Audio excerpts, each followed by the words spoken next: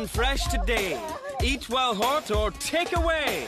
Rhymes and rhythms, raps and riddles. No nonny knows or hey diddle diddles. Poetry pie, poetry pie. We can't get enough of the poetry pie. Poetry pie, poetry pie. You're gonna love our poetry pie. Poems that tickle and trip off the tongue. Poems to be whispered, shouted or sung. Poems that you'll want to share with a friend. Poems you'll wish would never end. Poetry pie, poetry pie. There's nothing as nice as poetry pie. Poetry pie, poetry pie. Have a slice of poetry pie. Remember the day the rain came down? Like this, like that, and tapped against the window pane. Went spit, went spat. A giant was running a bath up there. He turned on the water without any care. Never mind whether the bath ran cold. And then, because the giant was old, he forgot his bath and took a nap. And never remembered to turn off the tap. He never remembered to wash himself clean. A dirtier giant you never have seen. That's why the rain came down that way, in suds and floods. And that's why the giant's so smelly, they say.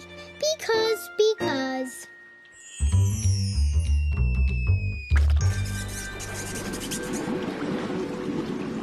There's a kettle in the corner, a kettle on the shelf.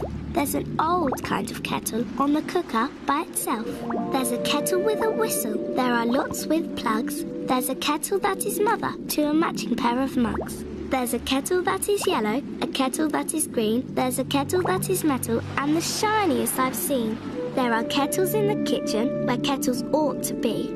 But the kettle in the garden is a mystery to me. Whoever threw it out there, they did it for the best. Although the kettle's rusty, it's now a robin's nest.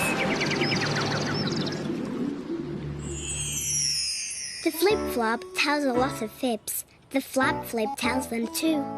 So if they say flumfling is fun, you don't know if it's true. They like to flickle flummies. They're fond of flicking food.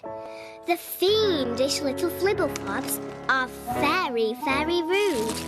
If you put them on the floaty flap, they'll flubbably flun a flay. They flink that it is funny not to flew a fling you flay.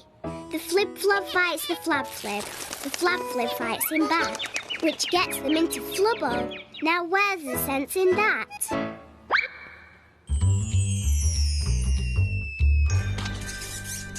It's the worm's turn!